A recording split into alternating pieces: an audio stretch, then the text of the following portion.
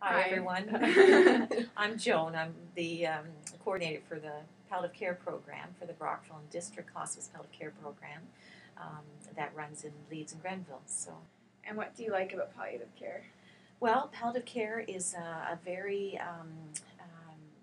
needed service. There's most of our patients and clients. Everybody dies, so we know that people need to be supported at one of the most hardest times in their life. We have people of all ages.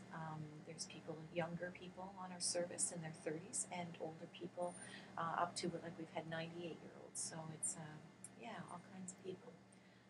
I think that I'd say probably we have probably 80% of our population are cancer patients, and then the other 20% are patients that have end-stage congestive heart failure, COPD, end-stage dementia. So that's kind of our patient population. And what are some of your roles in the community? Well, we are nurse consultants, so we go out when we get a new referral, which can be from a doctor or a home nurse with a home nurse agency, or even the patients or family themselves. We go out and do an initial assessment, and we assess the clients and patients, and we see where their needs are, as well as their family. It's a holistic kind of approach to service, and we try to set some goals to meet some of the needs that they're experiencing, and then we collaborate with the home support services. So the Community Care Access Center has usually a supported case manager involved, setting up services in place for the home, and then we have a nursing agency that may be going in to provide nursing care for some of the patients, as well as they might have Red Cross or PSW support going in, as well as occupational therapists, physiotherapists, depending on the needs. So we kind of go in, and what we deal with is sometimes pain and symptom management that are quite challenging, and they need some support that way. Sometimes it's psychosocial issues that families and patients are dealing with during their illness. Sometimes we'll get spiritual care involvement, so it's a real holistic in whatever the needs are. And we give support to the doctor and as well as the nurses. So if there's challenges they're dealing with, because we do this all the time, we can help get give them some advice and help get some of the things controlled that needs to be controlled. And do you think that a lot of people wish to try and stay at home in their end of life? Yeah, I think most people love the comforts of home. I think every one of us love our home, and but we have to always prepare families, especially, and patients. But families are the ones that actually do a lot of the caregiving. There's only so many hours that people get in personal support, and it's not 24 hours care. So what happens is we have to always educate families on what that means. So for instance, asking families early on, do you realize that there's going to be health care professionals coming into your home? Do you know that eventually when your loved one stops swallowing, we're going to have to change to a sub-Q route for medication, and you're going to be taught how to do that? Do you realize that there's going to be equipment probably coming into your home? We're going to have to probably, for comfort, hospital bed, commodes, things like that. Caregiver exhaustion is a huge thing that caregivers have to realize. It's like you're running a race and there's no finish line, so you don't know when the actual end will come. So caregiver exhaustion, so support from their family members needs to be in place. So that really is helpful if they have other family members. The compassionate care leave that people can get now, they can apply to that near the end, or whenever they want to do. Because our young families, especially, their husbands still are working or their wives are still working. They might have young children in the house. Is that possible? Are the children going to be comfortable with the death at home? Is the family going to be comfortable going into the room where they die after? So there's a lot of things that need a good education to families.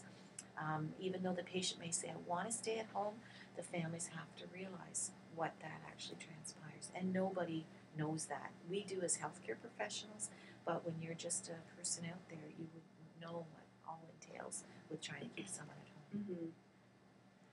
And Can you just explain a little bit about the assessments you would make upon like an initial assessment or even going to see them again? Yes, there's a lot of good tools that we use, and if you go on the Cancer Care Ontario website, there's a symptom management guidelines, and there's assessment tools. We have for a long time used the Palliative Performance Scale, which is a functional assessment on the level of their functional ability. And what it does, it's a percentage scale, and it goes from 100% down to 0%.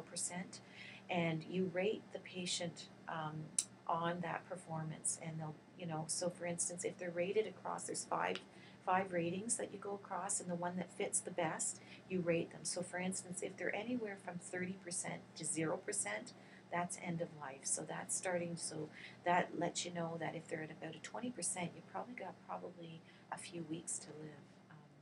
If they're 40 to 60, it's the transitional phase of their illness, which means they certainly are having more symptoms. If we get the symptoms controlled, they might improve, but they might not, knowing that they could continue to go down.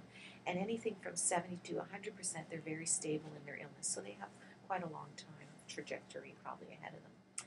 Then we also use the Edmonton Symptom Assessment Scale, and that's 9 symptoms that are very common amongst cancer patients, especially was when it's used mostly.